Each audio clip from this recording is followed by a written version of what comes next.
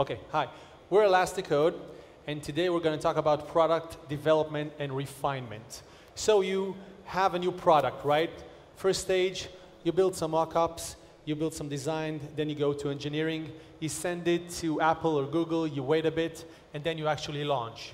You then wait a couple of days, you read some analytics, and then maybe you bring in a data analyst or a scientist to understand what you've just seen that recommends do an A/B test process, right?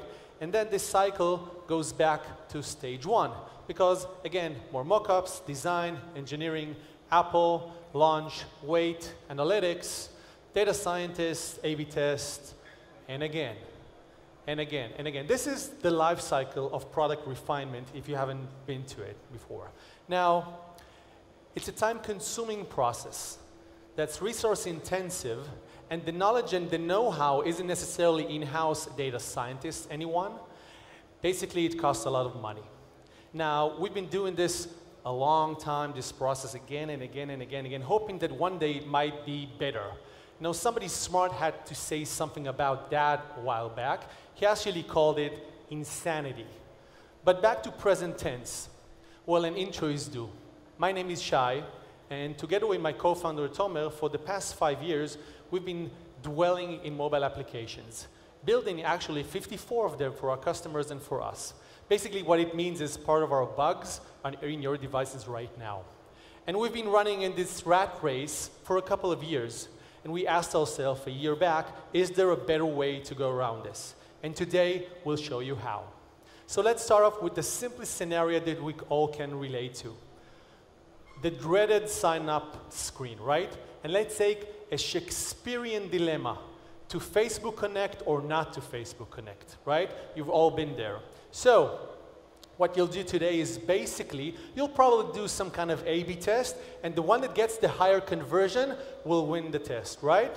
So let's think of another scenario. How about we do something else? How about we take both scenarios and put them inside the code? In other words, let's not make a decision at this phase.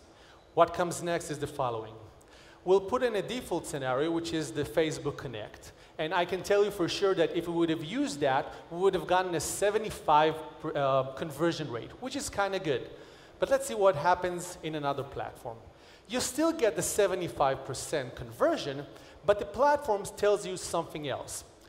You could actually get 85% conversion if you ditch a small segment that is called all the users that do not have the Facebook app installed on their device. Now, I didn't know how I got that information, but that's cool. And above all that, the platform actually allows me now to segment, to provide to that specific segment a different experience, yielding a better conversion and a much higher conversion at all. Now, that's cool, but it was a bit complex, so let me try again in one sentence. A software platform that detects the audiences that ruin your conversion, enables you to provide them a different experience in real time, in production, in the cloud.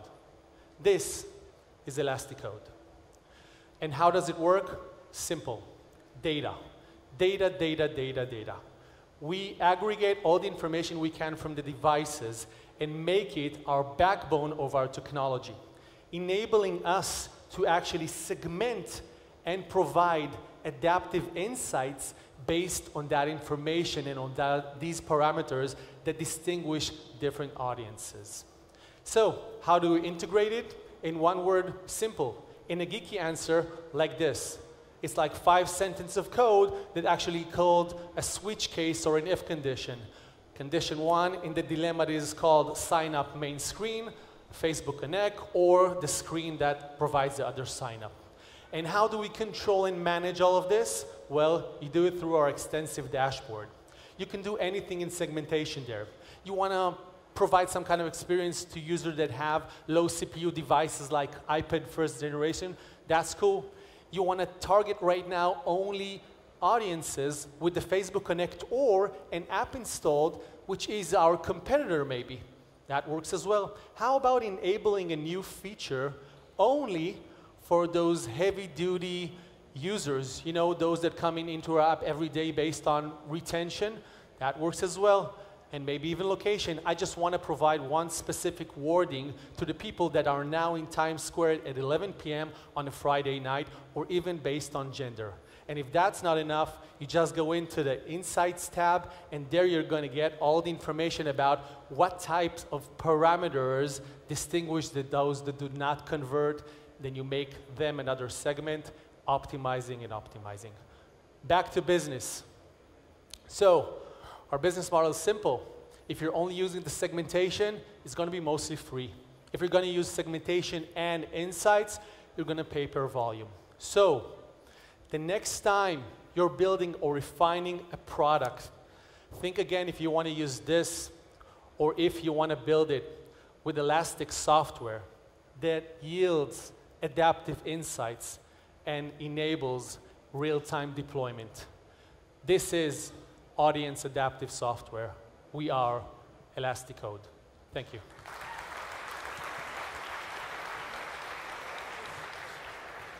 It sounds like the wet dream of any app developer, right? You didn't so mention any where questions? you are. What stage you are? Sorry? What stage? Stage. We've been working on the product for more than a year.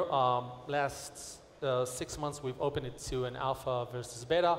We have initial customers. We've seen up to now 500 million interactions, 1 paying customer, 6 beta customers. The biggest one is with 4 million data active users. And one of the brands is Iton Haaretz and more.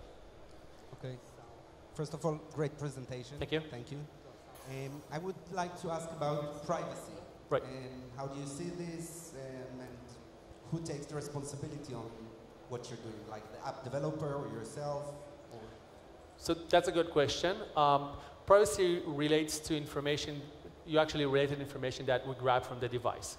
Now, basically, 90% of the stuff we take is, relate to the device itself, screen, resolution, time of day, etc., etc.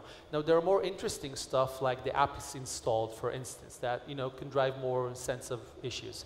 Now, it's funny because 90% of, let's call it, the big brands or the devices actually put into the device register a phrase saying, we're here, in order to do some deep linking, etc. So they actually phrase it for other apps to use it. So we tend to use that as a first rule.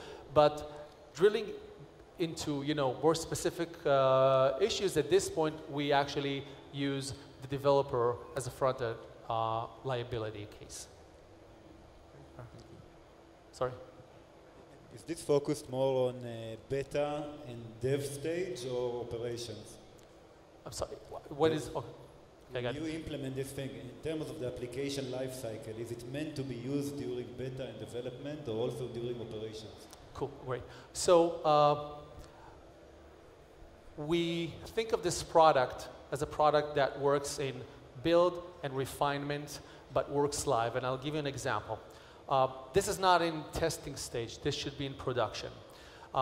You run with your software, it works well, but guess what? You've just now launched a campaign on Facebook that drives audience from the UK as opposed to the US, different culture issues, etc. Now, you haven't changed anything in your product, but audiences changes. So we look at it as a product that should relate in the production stage. And by the way, part of our pricing strategy looks at it as when we launch with you, or the first stages cost more, and then the retainer goes down a bit along the way just for spikes and changes. But it's generally for production. So, last short question, please. It's a two question. I use look on the size of the market opportunity and what part of services is part of the offering, because you have to tailor. Okay, great question. So, and I hope I'll answer it because it's a go-to-market question, much more PR. We see ourselves, at least at stage one, as a B2D company, business to developers, thinking of a greater scale of how we can provide a different offering of how to write code on the long run. Now, that's a great question about the services versus technology, because you can see companies like ClickTail and companies like that actually their P&L shows a lot more services and they're doing quite well. So at the long run, it's going to be a B2D, but part of the operation will grow with businesses to make more revenue.